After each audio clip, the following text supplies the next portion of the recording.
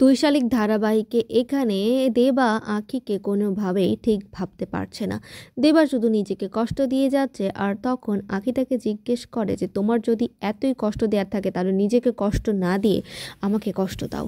আমি তোমাকে এভাবে কষ্টে দেখতে পারি না। আর তারপর এখানে দেবা আর আঁখি একসাথে তো ঘুমাই না, বরং এখানে দেবা গ্যারেজে চলে যেতে থাকলে আঁখি তাকে বলে যে তোমার গ্যারেজে যেতে হবে না, আমাদের নতুন বিয়ে হয়েছে, আর এই অবস্থায় তুমি যদি বাইরে শুতে যাও তাহলে লোকজন নানান কথা বলবে।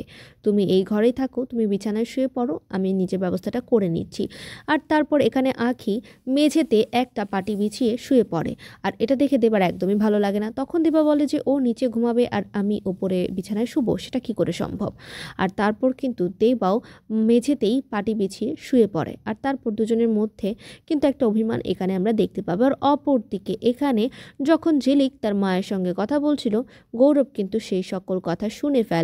আর গৌরবকে সে বলতে থাকে যে আমার ইচ্ছে বিয়েটা হয়নি, কিন্তু ডিভোর্সটা কিন্তু আমার ইচ্ছেতেই হবে, তাই আপনি যখন ইচ্ছে তখন আমাকে ডিভোর্স দিতে পারেন।